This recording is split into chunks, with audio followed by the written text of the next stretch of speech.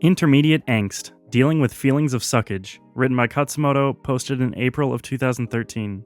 Quote, Thus spake Hangul Fangirl.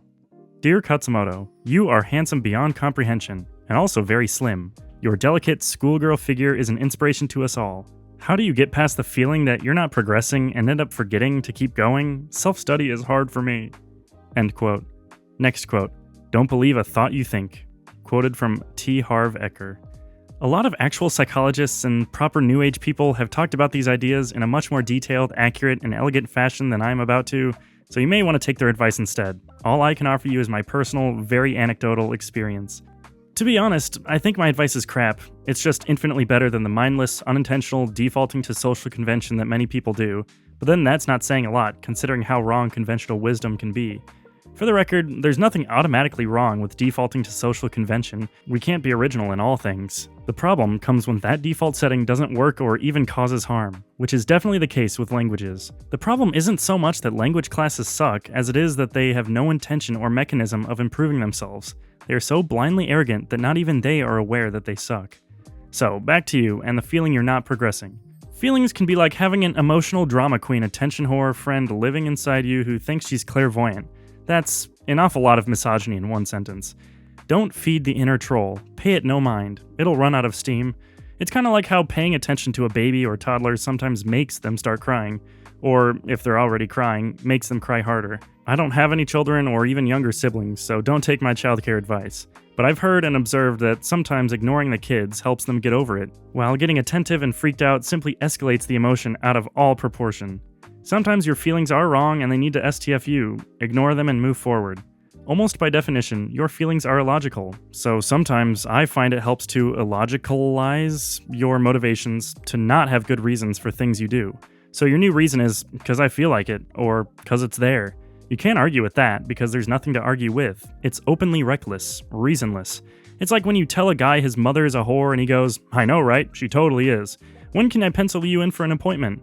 Oh, and she said to ask you to stop crying after the deed because it's a real turnoff.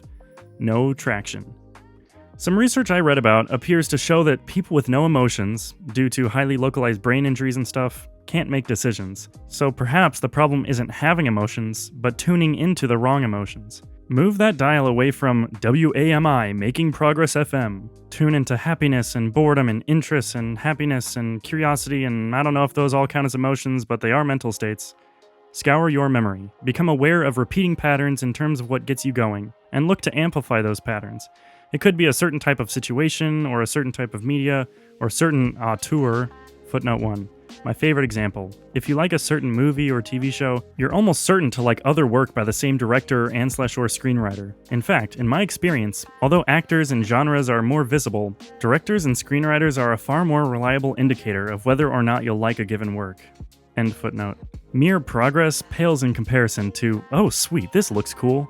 Quote, if you're not satisfied with the little successes, you'll never be satisfied with the big successes. Quoted from Anon. Quoted by Barbara Scher. Being fluent in Korean is not going to make you happy if the process didn't, because you'll be there and you'll find something else to hate about it, something to put yourself down with. Maybe you're fluent in Korean, but you only know standard Korean, not a cool dialect. Maybe you're fluent in Korean, but what about these other languages? Mandarin, Japanese, Mongolian?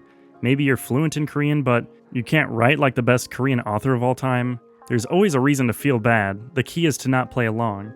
If you want to win the long game, stop playing it. Stop running the marathon and start sprinting instead. Start running and playing and winning short games instead. Don't learn Korean, learn the chorus to this song.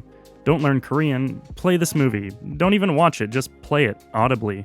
Shameless plug, these tiny, subatomic, so small it's insulting activities are, incidentally, central to what Neutrino is about.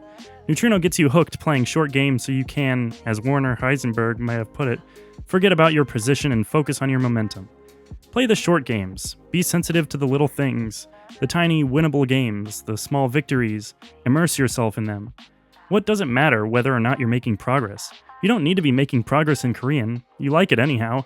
You like it because it's there. You're winning right now, not in some nebulous fluency future. Call it the Heisenberg uncertainty principle of learning languages. You can't have any momentum if you're busy worrying about your position. The reason you seem to have no momentum in Korean is because you don't. Because you spend way too much of your time worrying about your position and whether it's changing. How far could a car drive if its occupants stopped every 5 minutes, took out a tape measure, and ran back to their point of origin to make sure they were progressing? You're thinking, that example's belabored and stupid, cats. Well, your constant freaking worrying is belabored and stupid. You should be too busy moving forward to be worrying about this. And if you're really serious about making progress in Korean, you would be making progress in Korean, not worrying and twittering about it in English. What you're doing right now is the equivalent of asking your friend every 5 minutes, "Hey bro, are we friends? Are we bros? Are we besties?" Shut up and just be friends. Enjoy your time together. Enjoy the moment. Get lost in it. Imagine being on a couch, making out with someone, and every 2 minutes they go, "Hey, so are we making out? What base is this?" You would have to conclude that this person was crazy and/or uninterested. Korean feels like that about you right now, smiley face. Anyway, that's all from me for now. I didn't expect to resolve this question in one post, and I don't think I have. But hopefully you've gotten some use out of this rampage of metaphors, winky face. I leave you with the emphasis-added words of Norman Lear. Quote, "Success is how you collect your minutes. You spend millions of minutes to reach one triumph, one moment, then you spend maybe 1,000 minutes enjoying it. If you were unhappy through those millions of minutes, what good is the 1,000 minutes of triumph? It doesn't equate. Life is made of small pleasures. Happiness is made of those tiny successes. The big ones come too infrequently. If you don't have those zillions of tiny successes, the big ones don't mean anything." Quoted from Norman Lear. Thanks for reading. Do you have a special way of dealing with feelings of suckage? Enlighten us with your technique.